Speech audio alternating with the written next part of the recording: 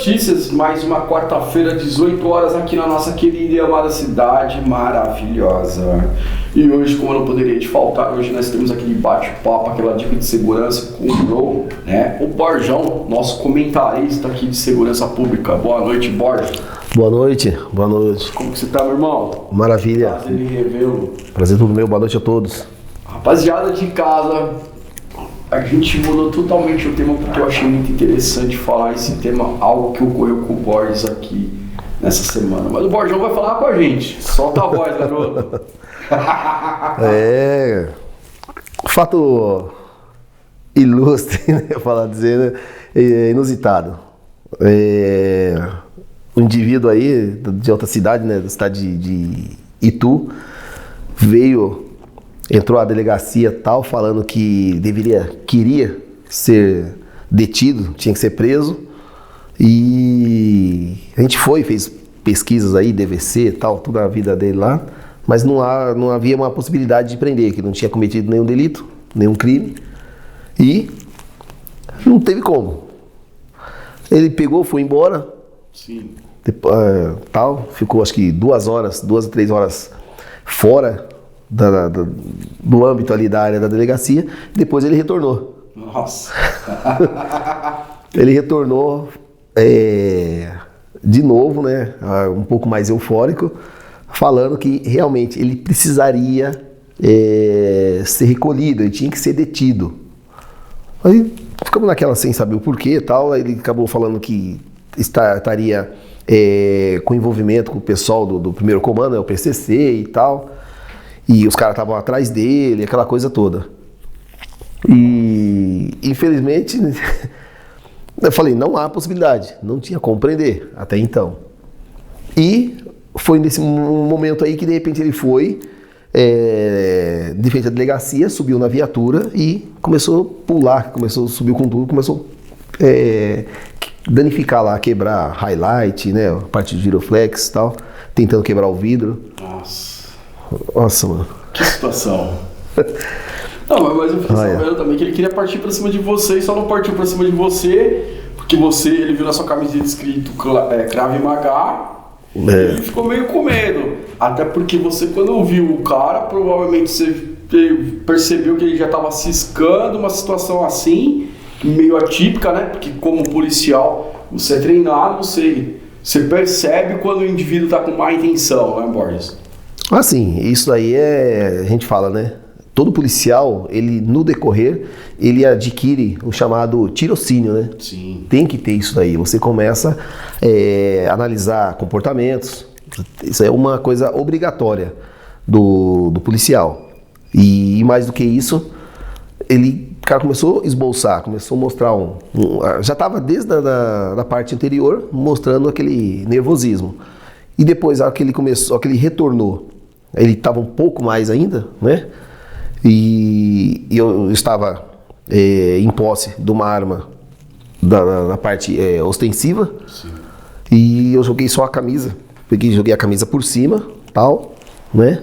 Ele estava muito próximo, me afastei e tal ali, mas assim, até então não tinha como saber a reação dele, o que ele ia fazer, a gente só tentando se precaver.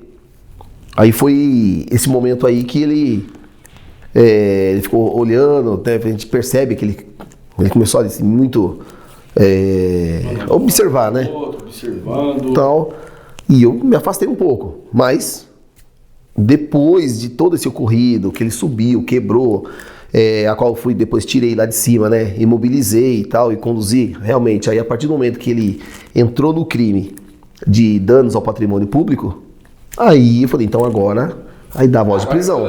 Agora tá preso. Então agora, já que você pediu, a gente tem que trabalhar conforme as exigências do cliente, né? Se o cliente pede, a gente tem que fazer, né? Exatamente, né? Apesar que tem pra todo mundo, né? É a gosto do freguês.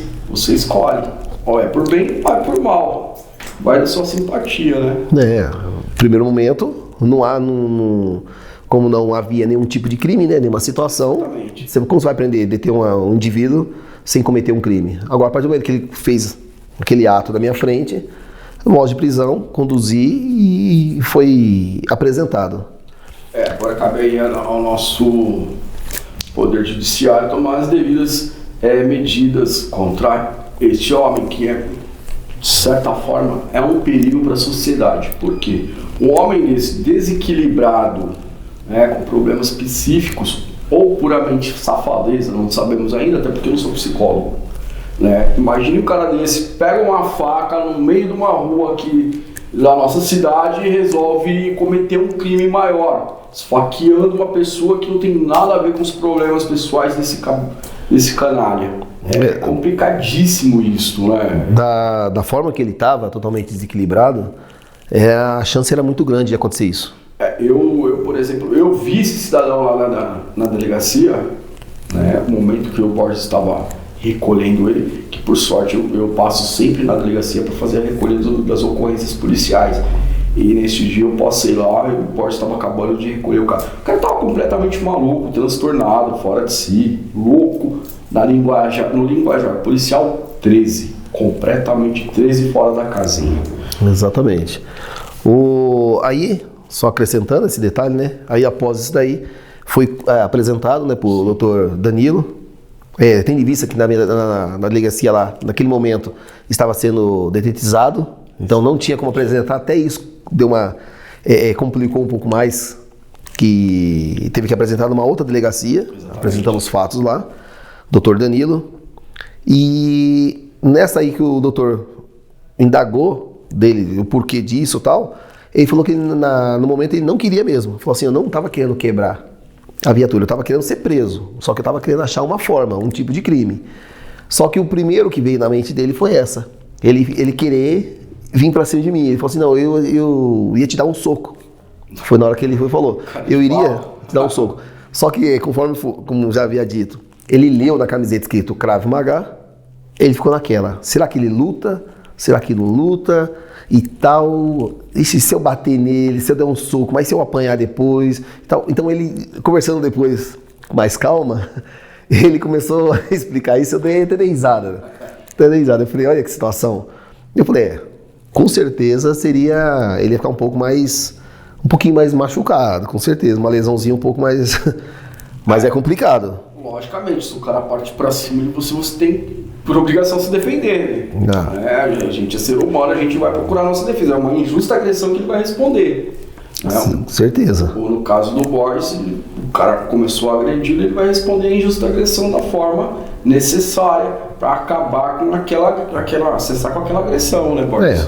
Lógico que a gente tem tudo isso, a gente tem um preparo, Como vocês sabem, sou instrutor e tudo mais, então a gente tem que usar sempre uma forma, a técnica moderada, tudo para poder sanar. Se ele estava sem nada na mão, então a forma que foi feita ali de imobilização foi a mais adequada, pegou, cessou ali, tranquilo, foi algemado, conduzido para a parte da cela, tranquilo. Agora, se ele tivesse em posse de alguma outra coisa, alguma arma branca, já seria uma outra forma, é uma escala... Exatamente, é uma escala de 0 a 5, Borges, você tem alguma mensagem para passar para o pessoal que está começando agora na área de segurança pública e privada, como reação numa situação como esta?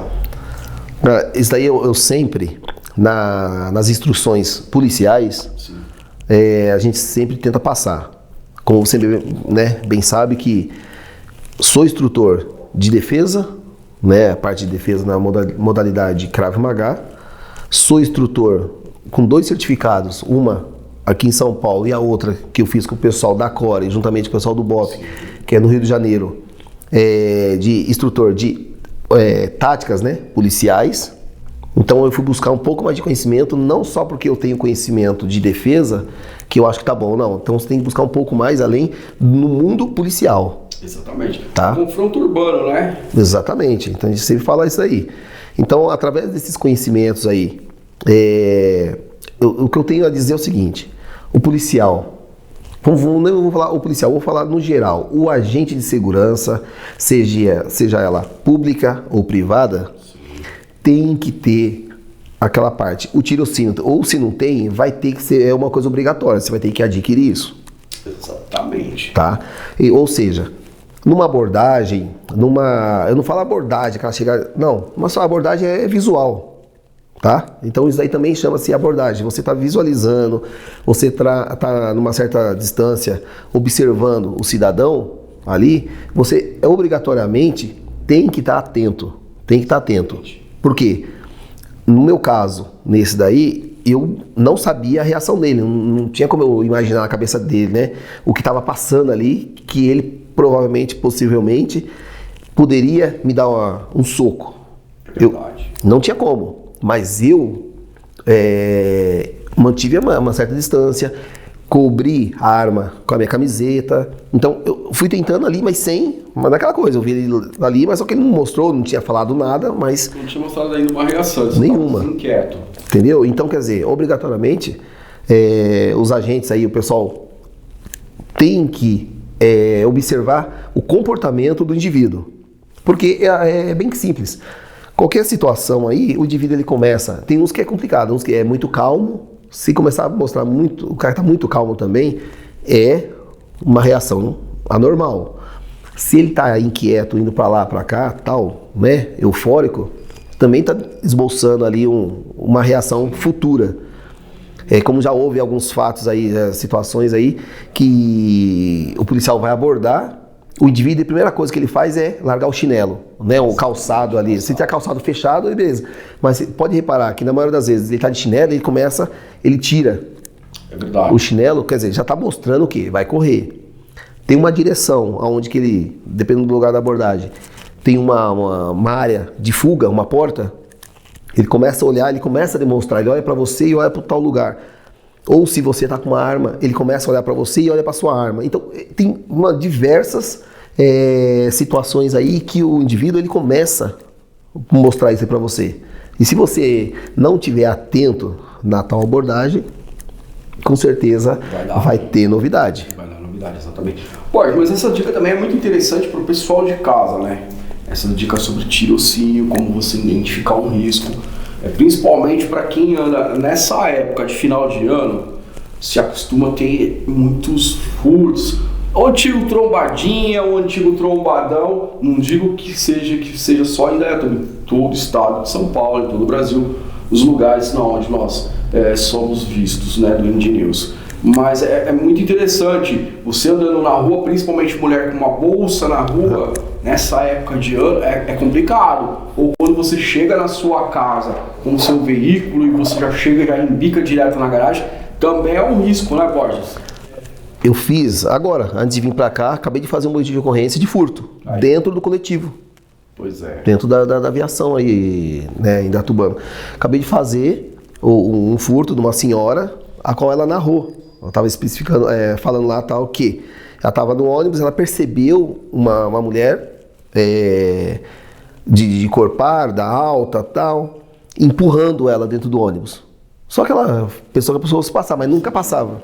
Então essa que você está falando agora aí foi o quê? Não tem uma hora atrás aí, foi elaborado uma situação aí que falando sobre isso daí. Ou seja, a bolsa, as mulheres aí, tem que pegar, a bolsa tem que estar na frente. Então vai ser mais pra frente a gente deve fazer um vídeo, deve fazer uma coisa relacionada aí, mostrando mesmo, pegar uma mulher, a gente faz tudo, essa situação para mostrar exatamente passo a passo, seria uma dica boa. Não, vou fazer sim. Então a bolsa tem que estar à sua frente, você nunca pega a bolsa lateral. Por quê? O que aconteceu com ela, ela estava aqui, ela sentiu empurrando, ou seja, foi aberto o zíper. O zíper, né? É verdade. Ela percebeu a carteira de documentos.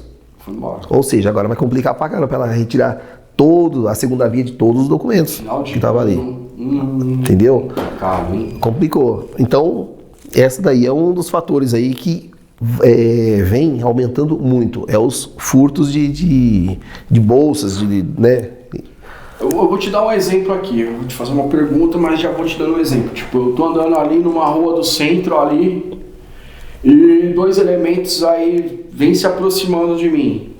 Há a possibilidade de eu notar essas duas pessoas que estão se aproximando, uma do lado direito, outra do lado esquerdo, ficar mais atento nessa situação? Isso que você está falando aí no nosso treino de CAPAP, dentro do Krav Maga, existe a gente faz um treinamento de distanciamento. Quando fala de distanciamento, até lembra, né, do negócio do nosso distanciamento da pandemia. Mas não, é o distanciamento de segurança, porque isso daí está inserido dentro do módulo de sobrevivência urbana. Então a gente fala bastante sobre isso aí. O que é? A parte do CAPAP, ele abrange muito, não somente a parte de combate, mas assim de você evitar esse combate. E evitando o combate, você também evita da aproximação da pessoa, que eu não sei o que ela está querendo, eu não sei se é furto, se vai me roubar, se vai querer brigar, não sei, mas você começa a analisar exatamente isso aí. A postura da pessoa. Você está numa calçada, você está indo e vem duas pessoas à sua frente. Você começa com uma certa distância, a gente fala assim, no mínimo de 10 metros, você tem que estar, o raio de visão tem que estar amplo. Sim. Mas isso a gente está falando do treinamento. Na vida real não é assim. O pessoal tá todo mundo olhando aonde? Como diz, né? O zap. Estão olhando. Verdade, né? Aqui, por exemplo, a gente tem um cara de cavalo, que não vive no WhatsApp.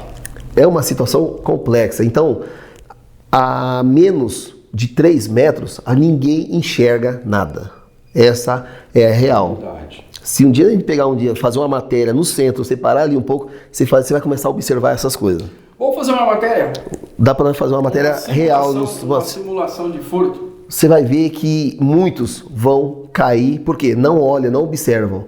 Esses celulares que são enormes, naquele bolsinho pequenininho. Principalmente agora a gente vê muitas pessoas usando no bolso de trás. É o mais comum. Então você vê, se for para fazer uma matéria, você vai lotar, vai fazer uma matéria tão grande porque é muita coisa. Bom, a gente vai marcar sim, vocês de casa vão acompanhar essa matéria. O Borges vai mostrar pra gente aí algumas situações de segurança. Na rua. E onde a gente vai tentar ali dar um bote ali em alguém ali tomando um celular, um esbarrão. Vai simular uma situação real. Eu sabia que vai ser muito simples a situação, porque o pessoal tá muito, ou tá... eu não sei se eu uso a palavra um descuido, ou está muito atento a coisas internas somente ali daquele aparelho. E o mundo real, a pessoa esquece. Ela se isola, né? Quando ela se encontra ali num celular, olhando o celular. Perde. No trânsito ela se perde. Né? Borges, uma dica também aí pro pessoal que chega em casa com o carro e já embica direto na garagem. Totalmente errado, né? Como seria totalmente errado. A forma correta de ser feito? Esse negócio de você pegar tanto a entrada como a saída do seu veículo, eu tô falando de veículo, mas isso daí serve também você entrando na sua garagem, no seu portãozinho social ali, com a motocicleta, com a bicicleta ou a pé. Tudo. Primeiro, a gente analisa situações que a gente passa também em alguns cursos aí, em relação que a gente fala muito no Home Fighter. Tem um treinamento que a gente faz lá chamado Home Fighter. Então é um treinamento familiar. A gente passa muito esses treinos aí para você adentrar e sair da sua residência. Vamos lá, com o veículo. Primeiro, pontos cegos. Tem que ser observado na frente da sua residência. Mas o que seria isso?